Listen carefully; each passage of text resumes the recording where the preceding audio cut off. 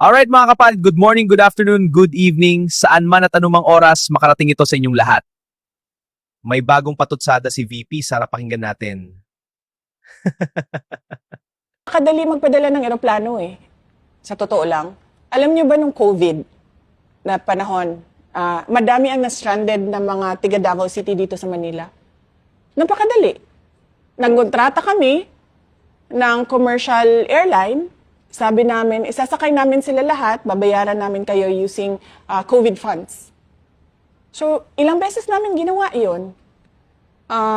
Nangontrata kami sa commercial airlines, lumipad yung commercial airlines, doon sinakay lahat ng na-stranded na tiga Davao City na cleared na magbiyahe or inallow na doon mag-quarantine sa Davao City, nilipad namin. Hindi lang 100, hindi lang 200 na mga individual ang nilipad namin noong panahon na yon. At Oo nga naman, napakadali ang magpadala ng eroplano, pero pag natamaan ng missile ang eroplano at namatay ang mga Pilipino, naisip mo ba?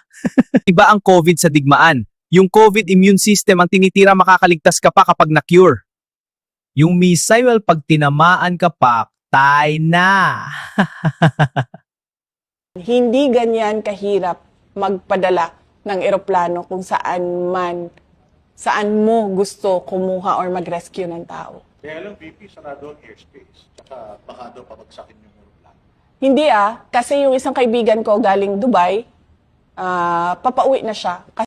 Oo, sa ngayong panahon, medyo kumakalma na ang digmaan, pwede nang umuwi, nagbubukas na ang mga paliparan. Kasi nagbukas na yung siguro limitado, pero hindi sarado. Kasi yung kaibigan ko, papauwi na siya ng Pilipinas. Commercial flight siya. Meron. Sino nga ba yung kaibigan mong sinasabi mo? Isa ba yan sa mga mayor, vice mayor na na-strand sa Dubai? Naipit sa sumiklab na gera sa Middle East ang mga lokal na opisyal mula sa Bulacan na bumiyahe umano sa Dubai, United Arab Emirates. Sa nakalap na impormasyon mula sa isang mapagkakatiwalaang source ng Abante Tonight, stranded umano ngayon ang mga vice mayor sa naturang lalawigan matapos maglakwatsa sa Dubai dahil sa mga airstrike ng Estados Unidos at Israel laban sa Iran. Ayon sa source, walang paalam sa tanggapan ni Department of the Interior and Local Government o DILG Secretary John Vic Rimulya ang pagbiyahe ng mga vice mayor sa Dubai. Kasama umano nila ang mga department head at isang mag-inang mayor at vice mayor sa isang bayan ng Bulacan. Gayunpaman, hindi na binanggit ng source ang mga pangalan ng mga nabanggit na opisyal. Wala pang impormasyon kung nalaman na ito ng tanggapan ni Rimulya ngayong sumiklab ang gera sa Middle East at natenga sa Dubai ang mga vice mayor kasama ang mga department head sa kanilang mga bayan.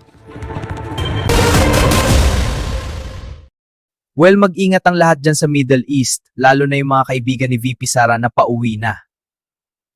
Mamasabi lang para mapansin ang mga taong bayan. Alright, hanggang dyan lamang ang ating commentary mga kaibigan, mga idol. Hanggang sa muli. Be always a champion.